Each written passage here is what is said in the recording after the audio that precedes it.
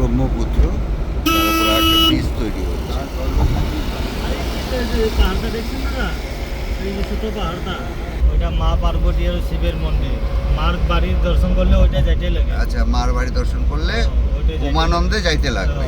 ওইটা হলো স্টিমারে যাইতে লাগে দাদা। আচ্ছা, স্টিমারে যাবো। হ্যাঁ, ওইটা মানে আইল্যান্ড ওটা।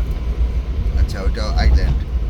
ওটা পল্টন বাজার থেকেই তো যাইতে পারবো। না না, এদিকে আপনার যদি এদিকে একটা হোটেল আছে, ভালো হোটেল দেখিয়ে নেন, যদি পাইলে তো আপনার কপালটা ভালো। আচ্ছা, তাহলে মার বাড়িও নজদিক হয়ে যাবে।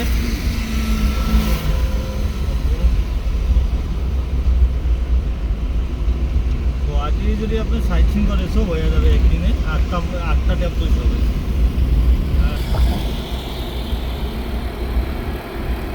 এটা স্টিমারে যাইতে লেগে একটা প্রাইভেটটা হলো 40 তো আপনার। হ্যাঁ, ওইটা হুম। ওইটা যে বড় বড় জাহাজ লাগবে।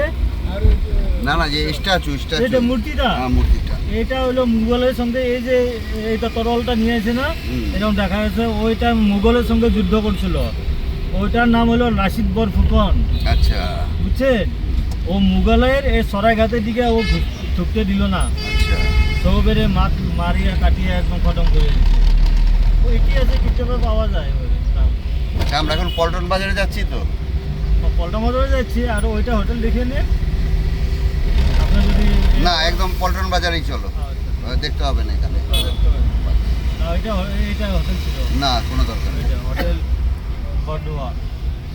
এটা হলে আপনার এই অল্প এগো দেখবেন নাকি?